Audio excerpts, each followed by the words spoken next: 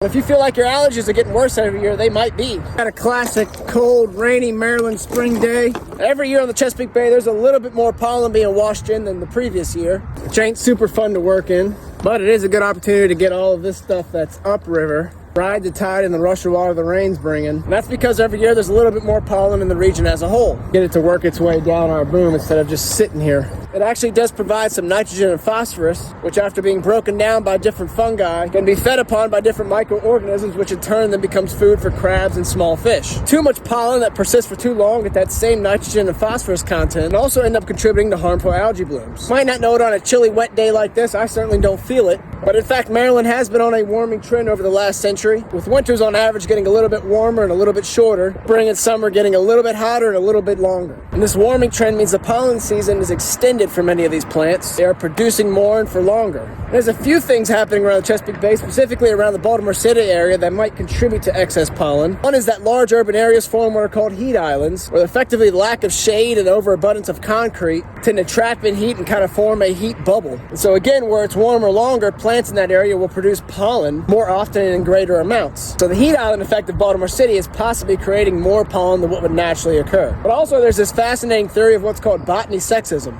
And that basically means that in those same urban areas, city planters are often planting more male trees than female trees. And this is because female trees are the ones producing those fruits and seeds that people find really messy. Birds love to eat and poop on people's cars, or fruits that litter and stain the sidewalk that people find unsightly. Well, of course, male trees, being the pollen-producing sex of that species, kind of gets chosen more to be planted in urban areas. Now, I don't know how much that phenomenon actually affects our pollen count. Seems like whether trees are dropping seeds, fruits, or pollen, it's all going to be a mess in the springtime anyways. Try to use Mother Nature to our favor here.